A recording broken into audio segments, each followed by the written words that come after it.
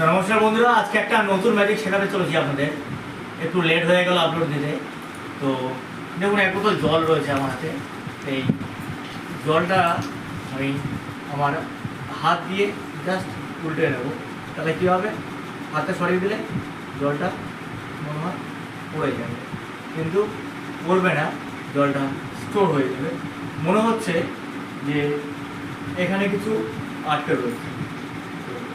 আমি এই কাঠিটাকে just pass করে দিচ্ছি, দেখুন ভালো করে, কোনো কিছু আটকে নেই। Thank you. তো কীভাবে বললাম, এই ম্যাজিকটা শিখিয়ে দেবো অবশ্যই। তো এই জিনিসটা দরকার আমার, এই জিনিসটা আমি অলরেডি আমার হাতের মধ্যে আগে থেকে লুকিয়ে রেখেছি।